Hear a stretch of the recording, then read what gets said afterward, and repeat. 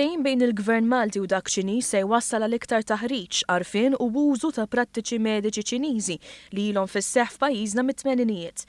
Waqt li firmar tal-ftehim nhar il-ġimgħa mal-Ministru għas-Saħħa Ċiniża Bin Li, il-Ministru Malti Chris Fearn spjega kif fl-2016 biss mal-10,000 pazjent Malti fittxew din it-tip ta' kura li ngħatat lilhom minn 70 tabib Ċiniż li kienet jgħix Malta.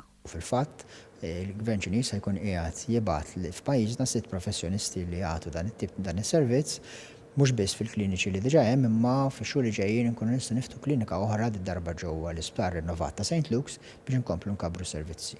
Kemm għall-pazjenti Maltin u Għawċin, kif ukoll il-viżjoni tagħna tkun li noffru servizzi li jattraw pazjenti minn barra l-pajjiż li jiġu Malta jieħdu servizzi tagħhom hawnhekk iħallu l-qlieħ fil-pajjiż u nkomplu nkabbru l-kunċett ta' turiżmu mediku. Il-Ministru Bin Li qalet li minkejja li żjara tagħha f'Malta kienet qasira, kienet waħda sodisfaċenti minħabba l-opinjonijiet simili taż-żewġ gvernijiet dwar is-saħħa pubblika.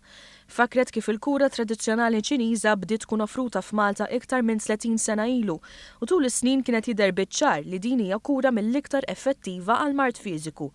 Il-ftehim tal-ġimgħa mhux se jieqaf bit-taħriġ u biktar faċilitajiet mediċi fiż-żewġ pajjiżi, iżda anke b'diskussjoni minn delegazzjonijiet tekniċi fiċ-Ċina f'Lulju li ġej fuq rakkomandazzjoni ta' Bin Li se jkunu qed jitmexxew mill-Ministru għas-Saħħa Malti.